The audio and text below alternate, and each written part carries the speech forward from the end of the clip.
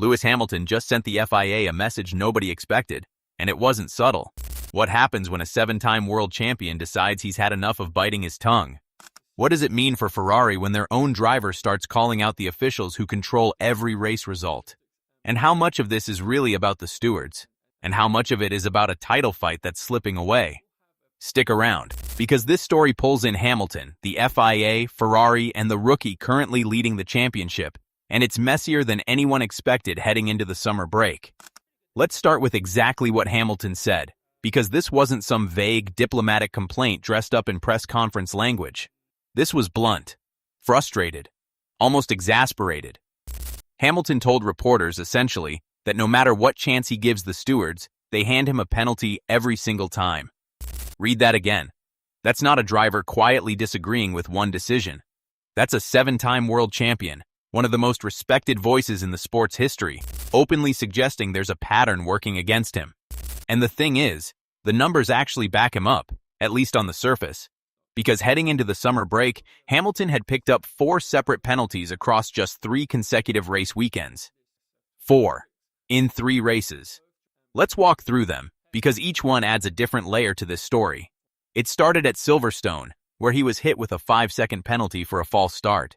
Then came Spa, where a first-lap collision with George Russell earned him another 5-second penalty, even though Russell himself later said he viewed the incident as nothing more than a normal racing incident.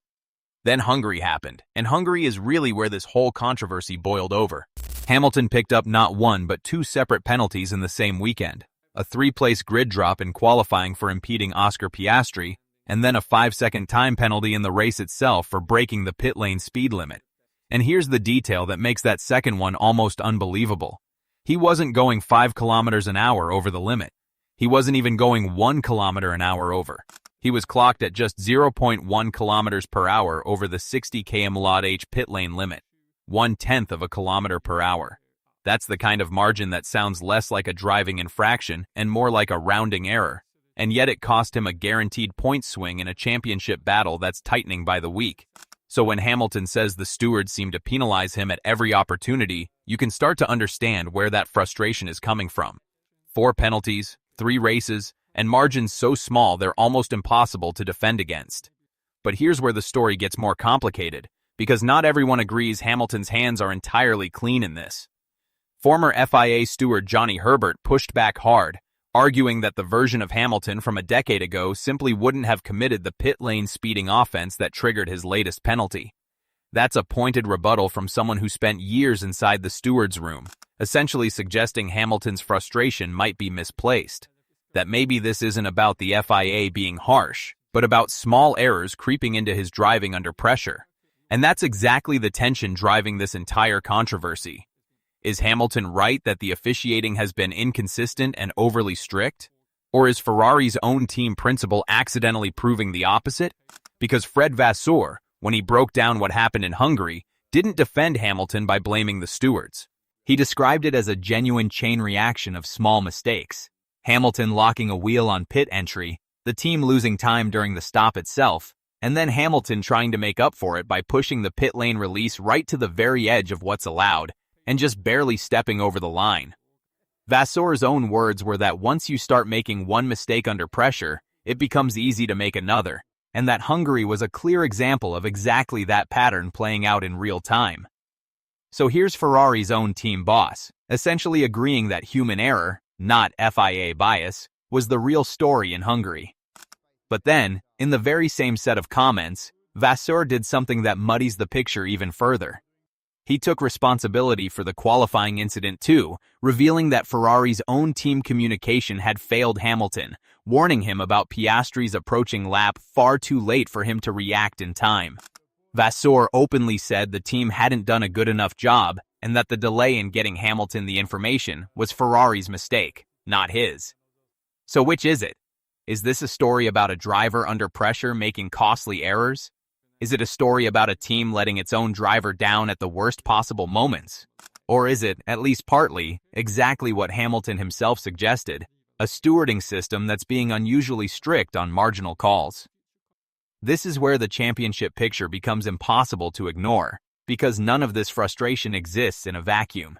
Heading into the summer break, Hamilton sits second in the driver's standings, 50 points behind the man on top, Kimi Antonelli, the rookie who inherited Hamilton's old seat at Mercedes. Think about the psychology of that for a second. Every penalty Hamilton picks up isn't just a bad afternoon. It's points handed directly to the gap between him and a teenager who's supposedly still learning the sport at its highest level. And it gets even more pointed than that. During that same Hungarian pit stop chaos, part of what pushed Hamilton to gamble on an early release was the fact that he'd emerged from the pits just behind Antonelli, forcing him to hand the position straight back, the exact scenario that then triggered his speeding penalty. In other words, the fight with Antonelli wasn't just background noise to this controversy, it was the direct trigger for it. And there's one more layer of tension inside Ferrari itself that's easy to miss in all of this. In that same Hungarian Grand Prix, Charles Leclerc finished ahead of Hamilton, fourth to Hamilton's fifth, separated by exactly 0.7 of a second by the time penalties were applied. When asked whether Ferrari should have ordered Leclerc to slow down and hand the position back to his more experienced teammate, Vasseur said plainly that doing so would have been unfair to Leclerc, who hadn't done anything wrong. Think about what that decision represents. Ferrari's team principal, in the middle of a controversy about Hamilton getting an unfair shake from the stewards, turned around and made an equally firm call that Hamilton wasn't entitled to preferential treatment inside his own team either. That's not favoritism toward Hamilton. If anything, it's the opposite. A reminder that even the most decorated driver in the sport's history doesn't automatically get the benefit of the doubt, whether it's coming from the FIA or from his own garage. So let's zoom out and ask the real question at the center of this entire saga. Is this actually about the FIA targeting Lewis Hamilton? Or is it about a 7-time world champion, now 41 years old, adjusting to a level of scrutiny and marginal decision officiating that's simply unforgiving at this stage of a title fight? Both things can be true at once, and that's exactly what makes this story so compelling.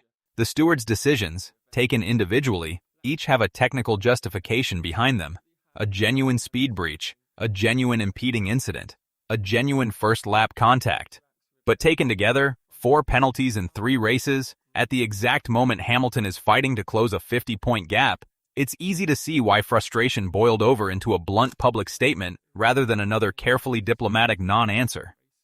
What happens next is the real question worth watching. Does Hamilton's frustration translate into a driver who reins it in, tightens up, and stops giving the stewards those opportunities he referenced? Or does the pressure of chasing Antonelli push him into exactly the kind of marginal, high-risk moments that keep generating penalties? Ferrari clearly believes in him enough to keep backing him publicly, taking blame themselves rather than throwing him under the bus. But loyalty from your own team can only offset so many 5-second penalties before a championship gap becomes permanent. It's also worth remembering that this isn't the first time in 2026 that Hamilton has clashed publicly with the FIA. Back in the spring, well before this penalty streak even began, he was already voicing frustration about the sport's governance more broadly, describing driver input as essentially powerless against a small group of committee members deciding the future of the regulations. At the time, his complaint wasn't about penalties at all. It was about the new 2026 technical rules themselves, and how little say the people actually driving the cars had in shaping them. So when this new wave of frustration arrived over stewarding decisions, it didn't land in isolation. It landed on top of months of simmering tension between Hamilton and the governing body, giving his blunt comments about the stewards even more weight than they might have carried on their own. That broader context matters, because it changes how you interpret this moment. Is this a driver having one uncharacteristically frustrated weekend, venting after a string of bad luck? Or is it the latest chapter in something longer, a 7-time champion who has spent an entire season feeling like the sport's decision-makers, from the regulation writers to the stewards' room, aren't fully on his side?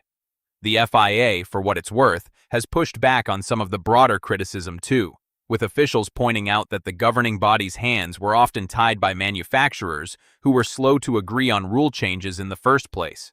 So even the wider argument about who's really responsible for this uneasy relationship between Hamilton and the FIA doesn't have a clean, one-sided answer. None of that erases the very real, very specific frustration Hamilton expressed after Hungary, though. And it's worth noting how differently this situation could have played out in the media. Hamilton could have stayed silent, let Ferrari absorb the criticism on his behalf, and moved on quietly the way plenty of drivers do after a rough weekend. Instead, he chose to say exactly what he was thinking, in exactly the kind of blunt, unfiltered language that doesn't leave much room for interpretation. That decision alone tells you something about where his mindset is right now. Not calculating, not diplomatic, just honest about how the last 3 race weekends have felt from inside the cockpit. So where does this leave the second half of the season?